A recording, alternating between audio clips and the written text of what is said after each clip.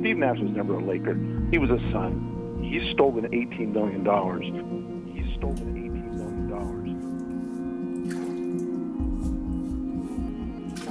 If you love the organization like you say you do truly, then go ahead and quit when it's time to quit. Don't stay around and delay. Then go ahead and quit when it's time to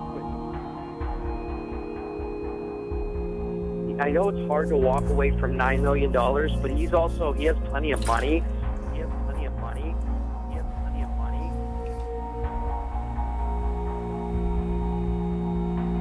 This is about the money for him. This is about give me the money. Give me the money. Give me the money.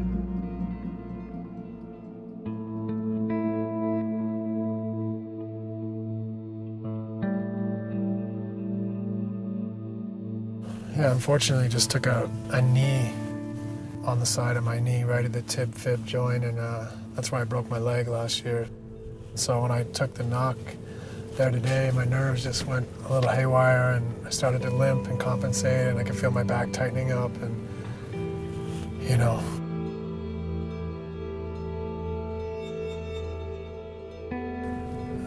hopefully I caught it and got off the court in time to not do any damage and not miss any games here.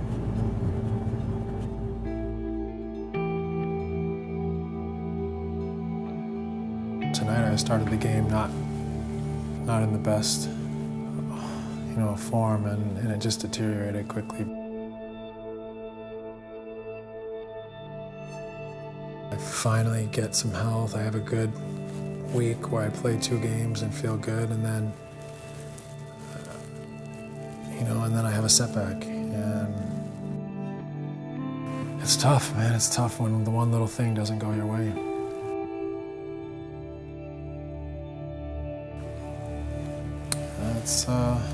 I still think it's not a huge setback. It's just a minor one. I think Steve Nash should go ahead and call it quits. But as long as you keep honoring another contract, as long as they meet the minimum requirement, like as Steve Nash did today by making, 10 games? 10 games, yeah. See, that's ridiculous, dude. This situation is ridiculous. They should have not honored the remainder of Steve Nash's contract.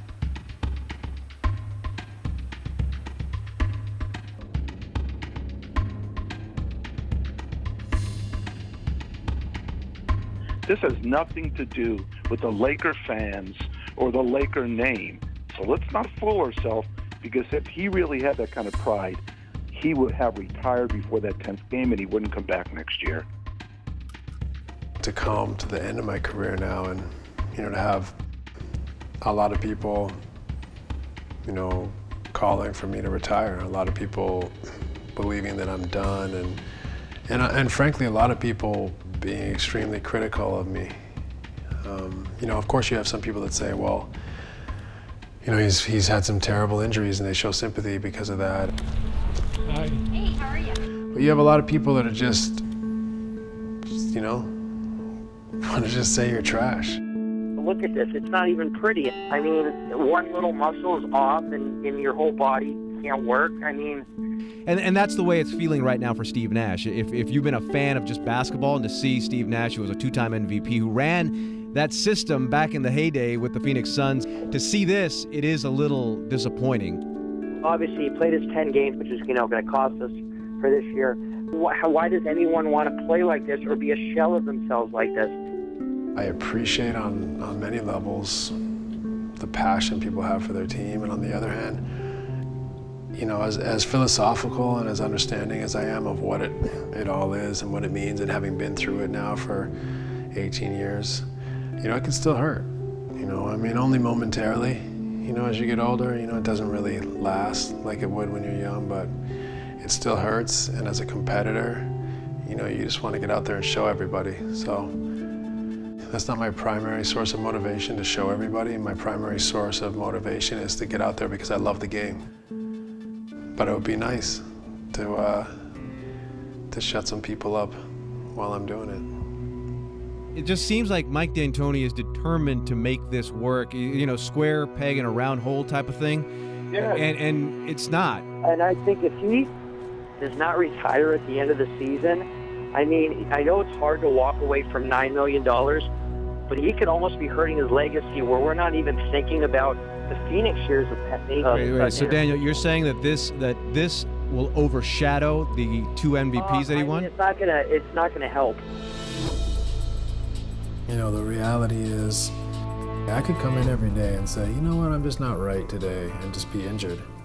You know, and just be injured and ride out the rest of my contract, collect my checks. But, you know, while I'm not willing to retire and give up that last year of my contract, I'm also not willing to just sit back and say, yeah, you know what, I don't quite feel it today, and yeah, I don't quite feel it the next day, and so on and so forth until I'm forgotten about and, you know, the contract is over. Hey, Steve, how you doing? Hey, how are you? Yeah, I'm getting better. I appreciate it. Okay, thank you. But that's just not me. I still love the game enough, still love the fight, and want to do everything I can to get back out there. You know, that is a real, genuine affection for this game that I have. And on the other hand, it's just a reality. I'm not going to retire because, you know, I want the money. It's honest. But we want honest athletes, but at the same time, you know, you're going to have people out there that are like, oh man, he's so greedy. He's already made X amount of money in his career and he's got to take this last little bit. And, you know, yes, I do. I have to take that last little bit. So I'm sorry if that is frustrating to some, but if they were in my shoes, they'd do exactly the same thing. I wouldn't believe for a minute that they wouldn't.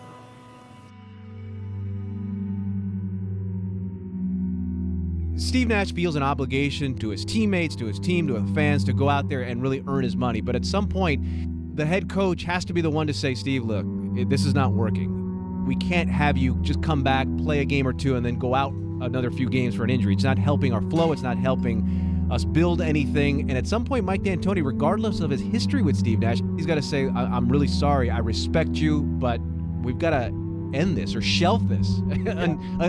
But I don't think he's going to do that. Well, I don't think he is either. And if you love the organization like you say you do truly, then go ahead and quit when it's time to quit. Don't stay around and delay somebody else from not making it and being able to help the team. That's what I hate to see most out of all of this.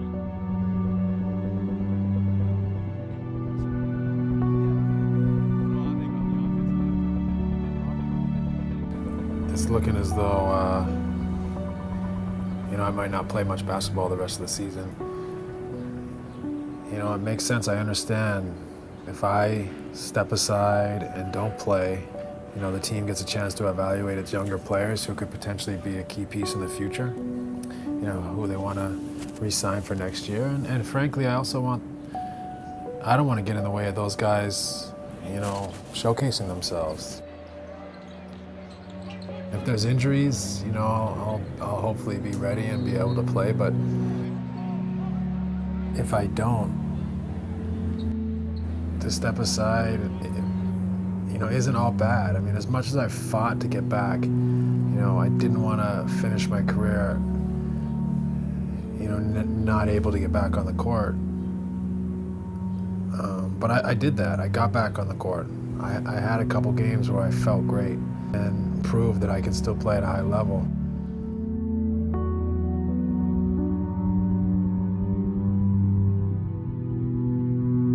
It's not the worst thing in the world, and I think I wouldn't be saying that if it wasn't for, you know, playing in Minnesota and Philadelphia the way I did and just being able to move and make the plays I've been accustomed to making.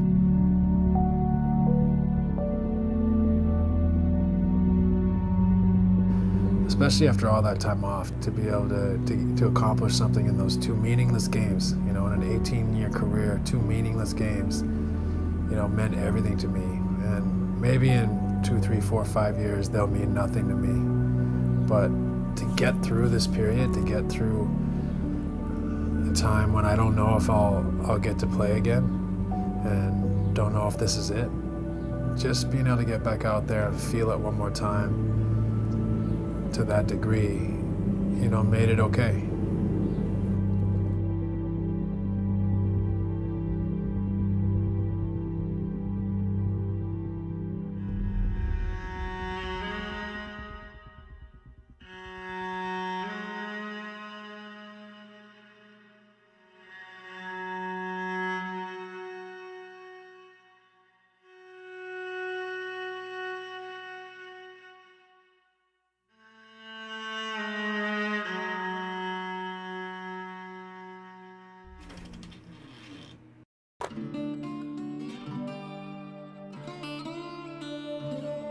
Thank you for watching The Finish Line with Steve Nash. Please subscribe to the Grantland channel.